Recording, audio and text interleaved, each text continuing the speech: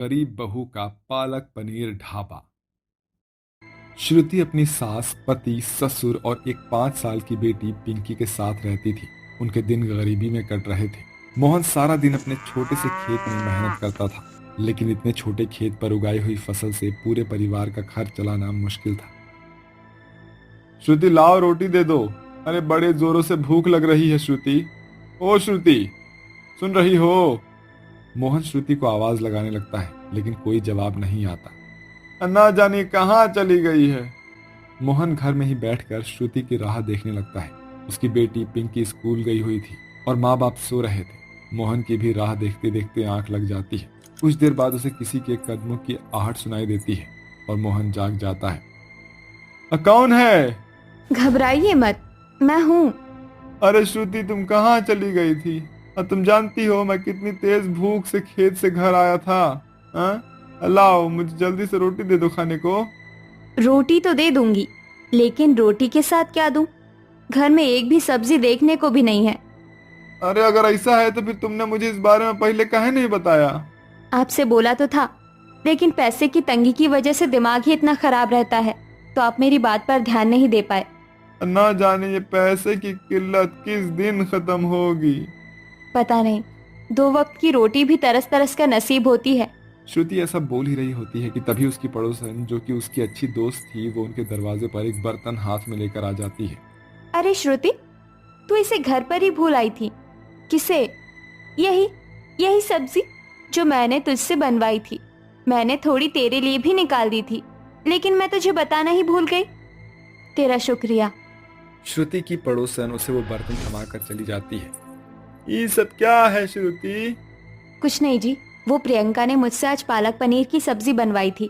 बोल रही थी कि मैं खाना अच्छा बनाती हूँ, तो आज की ये खास सब्जी मैं उसके लिए बना दूँ।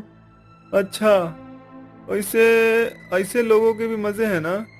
अगर मुझे ऐसा खाना महीने में एक बार भी खाने को मिले ना, तो मैं कभी भी अपनी जिंदगी को दोष ना दूं। दोष तो देना भी नहीं चाहिए।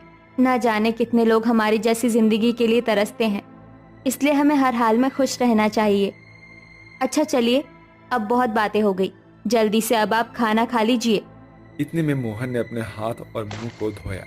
इतनी ही देर में पिंकी भी स्कूल से आ गई और एक कटोरी सब्जी को श्रुति ने अपनी सास, ससुर, पति और बेटी के बीच बांट दिया। वाह वाह वाह वाह वाह वाह वाह! अरे मजा आ गया श्रुति, ये क्या गजब का सब्जी है। और सच में ही तुमने ही बनाई है? आपको कोई शक? नहीं नहीं, कौनो शक नहीं है, बिल्कुल नहीं है। और मैं जानता हूँ कि मेरी बीवी बहुत स्वादिष्ट खाना बनाती है, और तभी तो हम पूरे हफ्ते सिर्फ आलू खाकर ही अपना गुजारा कर लेते हैं। मोहन की बात सुनकर सभी हंसने लगते हैं। थोड़ी सी ही सब्जी से पूरे गरीब परिवार ने अपना पेट भर लिया था। प्याज या सिर्फ नमक से रोटी खाने वाले लोगों को अचानक से ही पालक पनीर मिल जाए तो ये किसी खजाने से कम नहीं होता। उनके दिन ऐसे ही गरीबी में कट रहे थे। ना ही उन लोगों के पास कुछ खाने को अच्छा था और ना ही पहनने को, लेकिन फिर भी वो लोग हंसी खुशी से अपना समय बिता रहे थे। एक दिन मोहन का दोस्त राज उसके खेत पर आता है। अरे मोहन, अरे कहाँ है भाई? अरे कौन है? पहचाना नहीं? तेरा यार हूं मैं। अरे अरे राज, अरे आजा भाई, कहाँ खड़ा है वहाँ? कैसा है? बढ़िया हूँ, तू बता, इतने समय बाद तेरा क्या हाल चाल है? हमारा भी सब बढ़िया है, बस बहुत सालों बाद गांव आया तो सोचा कि अपने बचपन के दोस्त से मिलता चलूं। अब बहुत अच्छा किया, आ घर चलते हैं। अरे नहीं नहीं, मुझे बस अभी लौटना है। तो वैसे मोहन, इतने सालों में तू तो काफी बदल गया यार, लेकिन ये छोटा सा खेत आज भी वैसा ही है। तेरा काम वाम कैसे चल रहा है भाई? तू खुद ही देख ले, बस ये काम है। क्या भाई, इतनी महंगाई के जमाने में तू सिर्फ खेत के सहारे कैसे अपना घर चलाता है? तो मैं और करूं भी क्या भाई? मेरी मान तो इस काम को छोड़कर कोई दूसरा काम शुरू कर दे। दुनिया कहाँ से कहाँ पहुंच रही है और तू आज भी यहीं पर अटका हुआ है। जानता हूँ, लेकिन क्या काम शुरू करूँ? कोई भी नया काम करने के लिए तो पैसों की जरूरत न पड़ती है, जो कि हमारे पास है नहीं। तू चिंता क्यों करता है? अभी तेरा दोस्त जिंदा है। मैं दूंगा तुझे कारोबार में लगाने के लिए पैसा, और जब तेरा काम चलने लग जाए तो तू मुझे मेरा पैसा वापस कर देना। राज ने मोहन को उम्मीद की एक किरण दिखाई। मोहन को भी राज का विचार अच्छा लगा और वो दिन भर बस यही सोचता रहा कि वो क्या करे। अकेले दिमाग मारने से अच्छा है कि मैं इस बारे में माँ और श्रुति से बात कर लूं। मोहन ने घर जाकर सभी को पूरी बात बताई। सभी बहुत खुश हो गए और तब मोहन की माँ आस्था बोली, मेरी मानो तो कोई ढाबा खोल लो बहू। मेरी बहू खाना इतना अच्छा बनाती है कि कोई भी इसके हाथों के खाने का दीवाना हो जाए। मोहन को अपनी माँ का विचार पसंद आया। तो ठीक है, ये तय रहा। श्रुति, आज से मैं पैसा लेके अपने खेते में एक ढाबा खोल लूंगा और मैं और तुम उस ढाबे को मिलकर चलाएंगे। जानती हो ना हमारे ढाबे की खास डिश क्या होगी? नहीं। अरे पालक पनीर। सभी ने मोहन की बात पर गर्दन हिला दी। अगले ही दिन मोहन ने राज से 20,000 रुपए उधार लिए और वो जरूरत का सारा सामान ले आया। श्रुति ने बड़ी ही मेहनत से भगवान का नाम लेकर पालक पनीर बना दिया और दोनों पति पत्नी ग्राहकों के आने का राह देखने लगे। सुनिए जी, यहाँ तो कोई नहीं आ रहा है। सब्र रखो श्रुति, कोई तो आएगा ही। सुबह से शाम हो चली थी, लेकिन अभी तक कोई भी उनके ढाबे में नहीं आया था। शाम के समय एक ग्राहक आया और वो कोई और नहीं बल्कि राज था। और भाभी जी, मोहन, कैसा चल रहा है सब कुछ?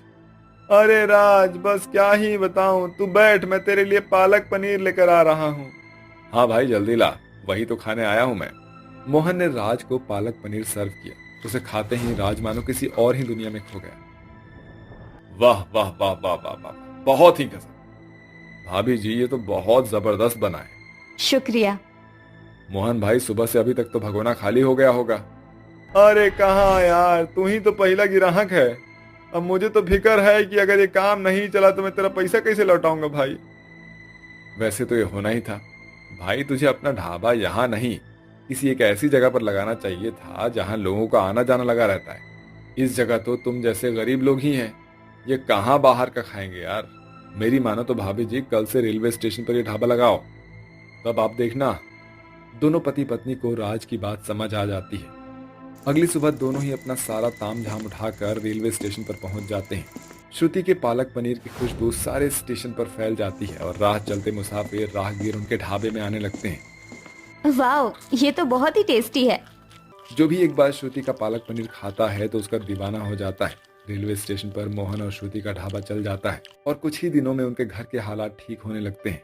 अब मोहन ने उसी ढाबे में अलग अलग डिशेस बनवाना शुरू कर दिया था और सर के ऊपर से राज का कर्ज उतार अब मोहन भी एक बेफिक्री की जिंदगी जी रहा था। तभी तो कहते हैं ना कि एक दोस्त ऐसा होना चाहिए जो बुरे वक्त में भी